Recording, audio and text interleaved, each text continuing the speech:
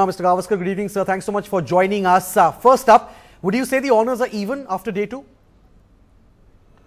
Yes, you can say that the honours are even, perhaps a little more loaded in favour of India, with a new batsman at the crease, having taken the wicket of Sean Marsh towards the last half of the third session.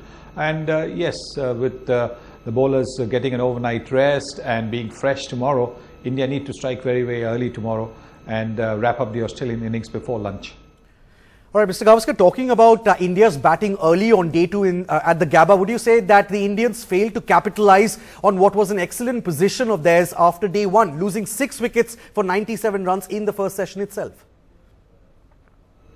Yes, I was kind of hoping that they would be able to post 450 plus, because that really gives them a little bit of leeway as well, because this is still a good pitch to bat on. There's a little extra bounce, but if you play through the line, if you are able to get behind the line of the ball, as Steve Smith has shown, then you can get some runs. And if you have that cushion of those extra 50-70 runs, then even if you dismiss Australia for say something like 300, it still gives you a lead of 150 or 170, and I think that is what you want. Now, as far as India's batting is concerned, the last 3 players who can really bat for the visitors, the scores were 32, 33, 35. And we're talking about Rohit Sharma, MS Dhoni and R. Ashwin. Not poor scores those by any stretch of the imagination, but is the lower middle order batting a bit of a concern? As you yourself say, if you get in, make it count.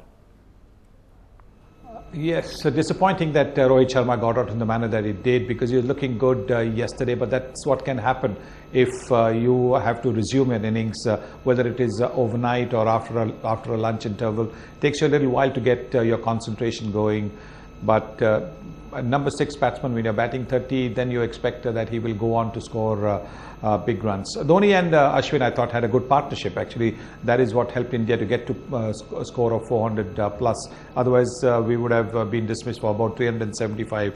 So at the end of the day, maybe, yes, about maybe 50-60 runs shorter than ideal. But I think India will be happy with the 400 plus score. Right, Mr. Gavaskar, since you brought up MS Dhoni, would you say it's good to see India's regular captain back in the playing 11? He was almost a rock, really, after being hit twice by the Aussie bowlers. He's a strong man. He can take a lot of pain. He can take a lot of blows on the body. We've seen that with the wicket-keeping gloves as well.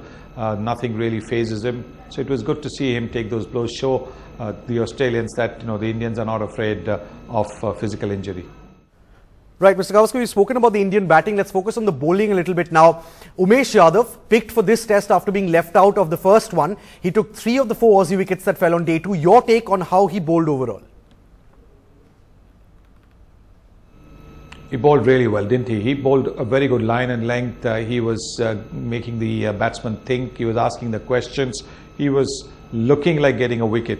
And though he might have slowed down a little bit towards the end, and that is understandable simply because it's a hot day, and when you're bowling long spells, it can actually tire you. And which is the reason why I feel that when the play was called off half an hour early, it was a blessing in disguise for the Indians, because it gives the Indians about 20-something overs with the old ball tomorrow, and when the second new ball becomes due. So hopefully they'll have taken a majority of the Australian wickets that are remaining by that time. So even if they have to take the second new ball, it'll be in a situation where they will be able to dominate. Right now, Mr. Gavaskar, India, of course, have a real chance of taking a first innings lead here in this test. Keeping that in mind, how important do you think the support from someone like a Varun Aaron will be, considering that he is fast, of course, but there's always the risk of Aaron being wavered? He's been taken in the side to take wickets and to bowl fast, and sometimes when you're trying to bowl fast, you can overpitch. That is what has happened with Varun Aaron. Aaron, unfortunately, has this tendency to leak runs. He bowls some good overs, but the overs that he doesn't bowl well, he goes for 10, 12, 13 runs, and that can be a bit of a problem. That is something where he needs to tighten up. In fact, I think when he's bowling the way he is, he needs to be given a little more protection towards the straighter side, because he tends to bowl full. So more often than not, batsmen hit him around the mid-on and mid-off area. And that is an area where Dhoni should look to put his best fielders in, instead of the bowlers like Ishant Sharma and all that, who are a little bit tired, a little bit slow. If he puts his best fielders in that mid-off and mid-on position, maybe even those straight drives that went for boundaries today might be curtailed to just a single or so.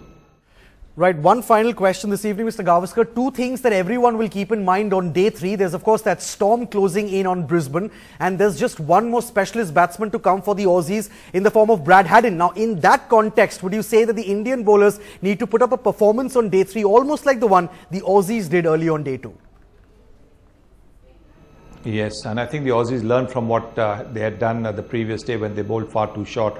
Hazelwood got the ball around the off stump, got the ball to move, and I think that is the area that India really need to look at. Hazelwood is not bowling any quicker than the Indians are bowling. In fact, he's bowling in the mid-130s, while Varun and Umesh Yadav are bowling in the mid-140s. So what they really need to do is to get that length right and the line right. Their line's been a bit this way and that way, which doesn't help the captain. So they do that, then even they can cause problems. Right, Mr. Gavaskar, thank you so much, sir, for joining us. We'll, of course, come back to you again after day 3 of the Gabba test.